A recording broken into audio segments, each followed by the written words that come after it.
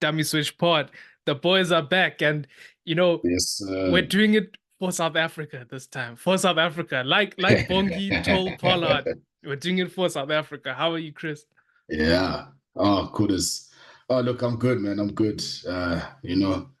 It's nice being in the harbor. So you know what? When We're you said enjoying we it, had man. to. It's going down. Yeah, the Dan Carlos are podcasting. We had to give you those reviews. We're reviewing Chasing the Sun and reviewing the Sharks. Let's start there, Sharks, and then the Bulls away and their 4.1 million rand debacle. There we're gonna dive deeper into that later in the episode. So Sharks, full strength team, quarterfinals. During the week, I had said previously last week that this was their chance to save their season. I saw a clip of Evan Yeah. saying the same thing. Basically, he said, let's do it for Grant, let's do it for Cohen, 100 caps, 50 caps, Yeah. respectively, and they got it done. Yeah, look, they got it done. Wasn't obviously it was going to be different because Edinburgh, they would have done their homework, having played them before, Yeah, 2 weeks so ago. different type of game. Yeah, the Sharks didn't really, it wasn't, it wasn't all smooth sailing for them, but they got the job done, and we saw, we got an explanation of how, people were made not to breathe, and we saw the scrum power of the Sharks coming through. I think they managed the set Yeah, piece well. It was just, just in terms of the aerial game where Edinburgh were doing well to sort of diffuse the bombs with West Coast in there, and but overall, the guys came through, Ox, Bongi, Vincent, they all showed their quality there in the front row, good carries from yeah. the from the loose forwards, getting that momentum, and then just the tempo play, and then that man again, Masuku, doing his thing, The looking even more playmaker. and more settled. That's what he is, Mr. Playmaker himself. So yeah, you can't really complain because they got the job done, so Yeah. I'm gonna that's all that complain. counts in the I won't knockout. lie. I'm gonna complain because there's no way that the Sharks should have been trailing 16-14 going into halftime. So there, I'm gonna complain. They had a Yeah. dominant scrum. They were putting in big hits, dominant tackles. There's no way. There's no way they were playing most of the rugby. Granted, Edinburgh came in Yeah. with that test match style, taking points, and Sharks discipline Mm. also giving away penalties in your own half, and they're just gonna kick those penalties all day long. So I will Yeah. be critical of them. I don't feel like there's any way they should have gone in 16-14 down. The discipline and funny enough, all the discipline, all the penalties were coming around the breakdown. It wasn't, Yeah. offsides, it wasn't this, it was this. If it was offside, it was like a pillar defense offside. So it's everything revolving around the breakdown. So I think they need to tidy up that aspect of the game. But for a dominant scrum, Mm. dominant hits. Masuku's taking it to the line. He's playing much flatter than Bosch does. He's more creative than Bosch is. The things are there. It's just cut out, you know, around the breakdown, the penalties. Yeah. So you can't. How am I wrong in saying they should have been ahead at halftime? Oh, no, no, no, you're not wrong. You could, there was an element of that wastefulness, where, they allowed Edinburgh to get at them. Granted, like I had said that it's going to be different, because Edinburgh would have taken their learnings, and you saw that they applied that, Yeah, and that's where the pressure points were at the breakdown. But then once the Sharks started sorting that out and starting to generate, the cleaner ball and getting over the line, with their tries. Then you saw that confidence come back, especially after that first try that yeah, they got, then they started to get more control. So rightly so, you're not wrong, especially in the knockout, but now it's the same as now, so they've got time to work on it, to fix all of that. They've got the URC to look forward to try and make sure that they cut out those silly errors and make sure that they capitalizing on their opportunities, in yeah, sharpening up for that semi. But but yeah, if they go into a game, it's an away game at the end of the day, regardless if they say neutral ground, whatever, it's an away game. So they go into an away game, and if they allow that to happen, the game can get away from them. But look, they managed to close it season, out. They managed to close it out nicely in this one. Considering the season that the Sharks have been having in the URC, look, man, I'll take this, man. I'll take it and I'll run. I'll take it and I'll run. Yeah, other points is from the game. Counter attack. Mapimpi, he's always been good at those little kicks behind. Yeah. The reverse World Cup try, as it was. Dwayne van der Merwe on fraud watch. He seems to go missing whenever it's South African opposition. Yeah. And like I said, they close out the game well enough. When Grant Williams came on, change of tempo. I will say though, it was in the news this week that Ox, they want to switch him over to the tight head side. I know he's played there before for Shimlers. He's played there before for Cheetahs. I'll be honest, I haven't seen it too much. My thing is, we even saw this week in Chasing the Sun. He's so effective at loose head. Why would you want to move him? He's literally the best scrummaging loose head. I think he's surpassed Kitsoff in terms of scrummaging at loose head. The best scrummaging loose head. So why would you want to move him to the tight head side? And it's a story we've seen all too often in South Africa, whether it's Kuni Oosthuizen, Dutoy, moving them over to that side and those guys really struggled. Ox, I don't think he will really struggle, but I just feel like why move the most effective player on the loose head side over to the right? We saw the trouble that he was giving Malherbe and Nyakani in Chasing the Sun. You saw the trouble he was giving England. Why would you want to change that? So sometimes I don't know. The versatility thing, it can sometimes get away from us. Yeah, true. Look, I agree there, and I mean, why not let him thrive there? Why not let him continue to suffocate guys, at loose head? Because that's what he does. That's what he's good at.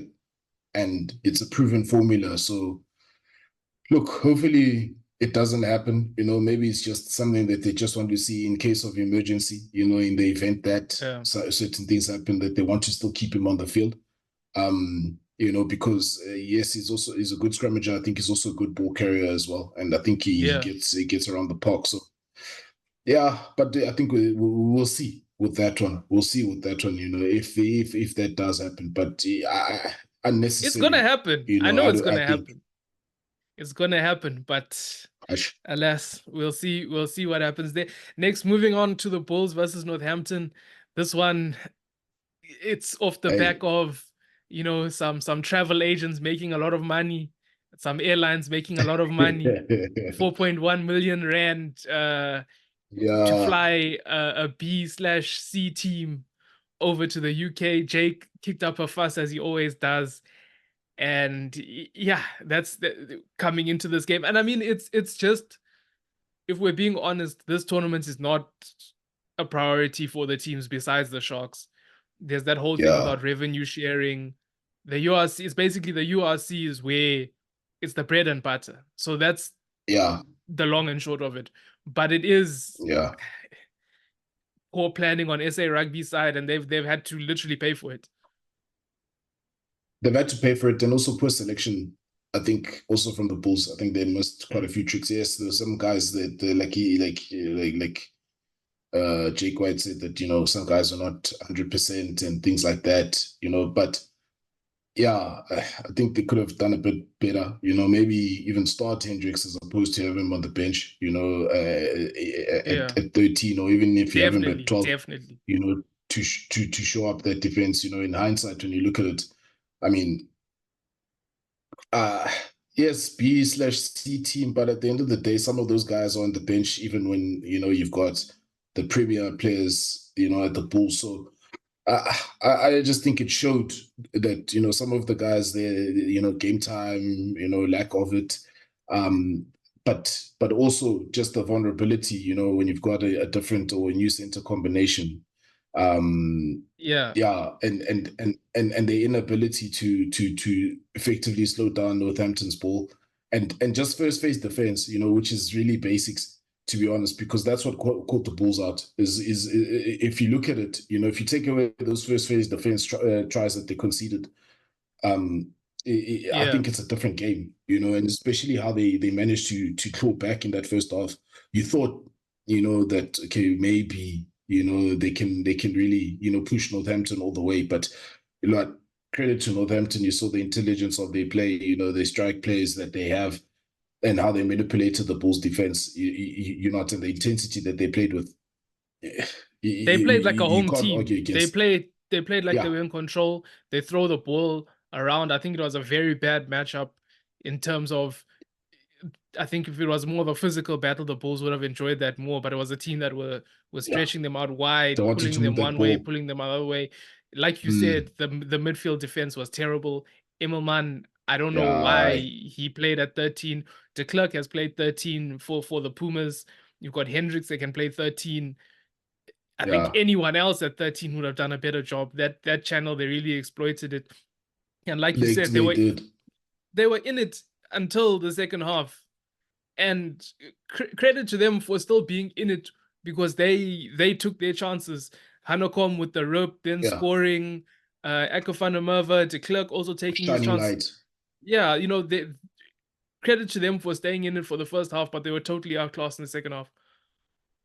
Yeah, totally. And they didn't have that intensity. And again, just that's where they lost it, that first phase defense. It just looked a bit too easy for the Northampton. Yeah. And it looked like, playing against the first 15 from, high school first 15 backline, In the forwards, I think it was a bit more of a bit more of a contest there, but yeah. But also the forwards also, they're also guilty, because the pillar defense was just as terrible as the midfield. Yeah.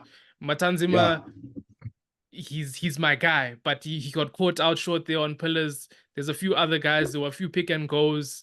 The scrum off was also finding joy. Guys weren't shifting fast enough, which again is a function of because they don't play together. It's a second and third team.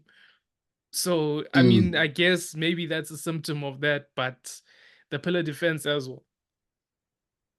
Yeah, and I think like for them now, I think probably from this, a lot can be learned from it, in terms of trying to make sure that these guys or the next guys, they with the program, and they can, and they can slot in, regardless of the changes that they make.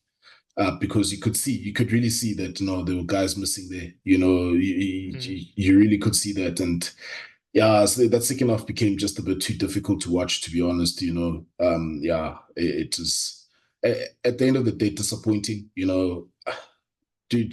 it a waste? The 4.1 is, on the one hand, yes, it is. On the other side, I think the lessons learned are far more valuable, and we hope we can see them carry through. That's just my perspective. It's a very expensive lesson for sure. Very expensive, but they'll recoup that money either way. But very poor at the end of the day, especially that second half, how it just, and that yellow card for Hanekom, that just, that was just the icing on it, and it just killed them. He was almost playing too hard. He was riding that fine line of playing hard and then playing too hard, where you start to get undisciplined, which he was also. It was also like he was a man fighting alone sometimes there. But anyway, it's funny. All I will say is it's funny how the narrative changed. The Bulls were inexperienced. That's why they lost versus Leinster. But this game, going into it, guys were like, no, there's some Springboks there. There's some experienced guys that might pull off the win. So so it's funny. It's just funny how the narratives change week to week. But out of all of them, this one was the one with the inexperienced, maybe as a team. As a combined team, but look, at the end of the day, no excuses there to play what is in front of them. And I think they got it wrong. They couldn't deliver. And that was the result. They got 50 on the night, or 60, it depends how you want to look at it, so but look, they live to fight another day in another competition, but expensive lesson. To the main event now. The Chasing the Sun review, I won't lie, it's one of those things. I tried to listen to it as a podcast in the office. I almost started tearing up there. HR almost had to come and ask me what was wrong. It was highly emotional. Uh, Started with Urban's red card. Yeah. Uh, just interesting to see, you know, him speak about it and say how, he was on edge and he came back to score that try. Mm. High drama. That France game was. Looking back at it, it reminds you about how close we were to going out. Yeah. Yeah. Geez, we're at the doorstep of the exit, but then how they managed to rake it back. Again, no, it's cliche, I know we've been saying it, but damn, when you see the depths, how deep these guys had to go, Yeah. to pull that one over, against the French. And then also there's the game against the English as well. It's just phenomenal, the level of detail, the preparation that goes into it, and also, how, that understanding of how guys are made to feel like, they can't breathe. You gain even more respect for just for scrummages, and to think I that for there's one, some people that don't having want played, scrums. I for one Yeah, have played all three positions in the front row, and I'll tell you that was 100% accurate what they were saying. I've been the tight head where loose yeah, head is crushing your sternum, and I've been the loose head that's also doing the same thing. So I feel like it's a very good insight to maybe people that yeah. haven't played rugby or people that haven't played in the front row, but how they described Mm, it is exactly how it is in real life. When he says, even at practice, you're seeing stars, the collisions, you know, yeah, Nyakani was talking about 900 kilos, that impact, and someone has to take it. yeah. And look, and credit to them, just those guys are real soldiers, man. You have to respect, and to think that there's people that don't like the scrum. Mm, Like, I've always enjoyed the scrum because, when you're in the backs and your forwards, you see your forwards doing that, it gives energy to everybody else and the rest of the team, and to think that there are some people that don't want to see scrums. Look, man, they must go watch rugby league or something like that, because, yeah. this is what this game is about. Contest everywhere, and and the Springboks were contesting. They found a way to get themselves back into contests, find a way to get themselves into games. The impact of Kwacha coming on, against the French, we saw that as well. And even just the energy of that bomb squad and how effective they were, in bringing that energy and that excitement and that spark. Yeah, man, and just the emotion of it. Yeah, It's even when Ox yeah, mid game, he's tearing up. He's tearing up. They even showed him. He looks like he's gonna cry, and he's saying, "What are you gonna do about it? We're about to lose this game. What are you gonna do?" yeah. To ask What are you gonna yourself in do? that moment, what are you gonna do about it? It's like you said, it really goes to those depths, and I feel like it's almost two Yeah, two different types of depths. I feel like France stretched them in terms of playing ability, where I feel like they went with the exact same squad against England. I feel like they were fighting tiredness, fatigue, which yeah, is not something we yeah, normally fight because we rotate the squad so much, and they were yeah, fighting their own game plan, which England was using. yeah. Which England was imposing against them. Yeah. But hey, then they found a way. That's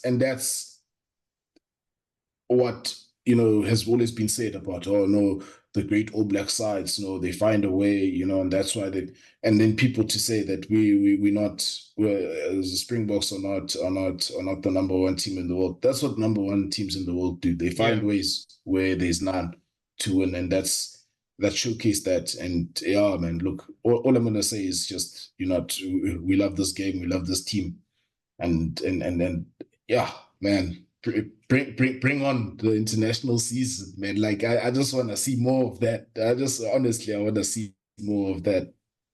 Yeah, it's like human said, if you work hard, you have a chance.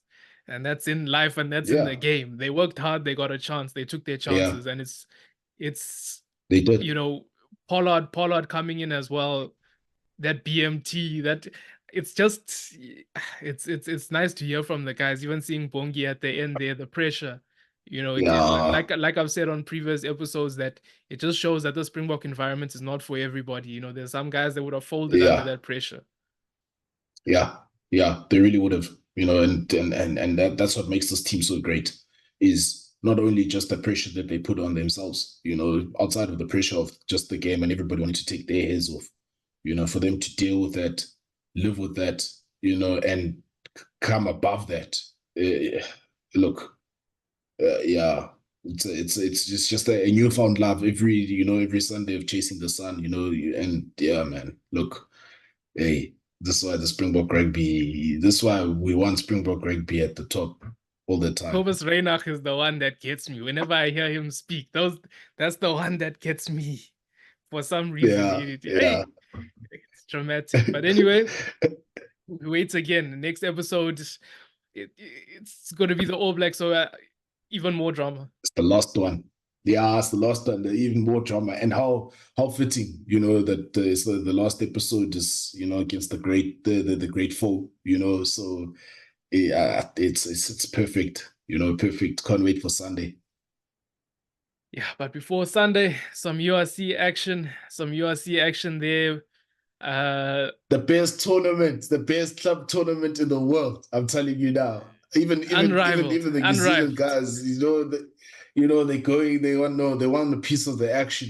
They're tired of Super Rugby. So this is the tournament. Yeah, it's the tournament. I also have to say to my Lions team, please. I betted on the corresponding fixture last year, and they call me Eben Betzer, pay me in Willemse, but that one I narrowly lost out. So Lions hosting Leinster is just, I think I'm gonna put some money down again. I think Leinster will send You're gonna put some skin in the game there. Yeah, definitely. I think Leinster will send a weakened team, because of obviously involvement in Europe, and they are already high up there in the log. So I think it's an opportunity for me to make some money. But yeah, we'll see how that goes. Yeah, I think Leinster Lions, Sharks against Glasgow away. Okay, it's another opportunity for the Sharks, to go and do something, this time away from home. Maybe they can put something together. Hopefully the conditions will allow for them, and yeah, that they'll be energized by the recent form that they found. So yeah, looking forward to that. Bulls, Munster. I think Bulls will wanna set a few records straight, and look, it's all to play for them, because they third in the lockdown, Munster fourth. So it's right up there. It's a big clash. Stormers, Ospreys. And it'll be the boys that stayed at home. It'll be those guys that are well rested. Yeah. And then you also got Stormers, Ospreys as well, so, and Stormers are at home. So we're expecting the Stormers to do what they do at home, and they should put the Ospreys away. So, to be excited. URC back, chasing the sun, last episode. We're gonna see more. I think it might be time to get the brooms out. I think I'm going for a sweep this week. I'm optimistic. I'm optimistic. No, I'm with you there.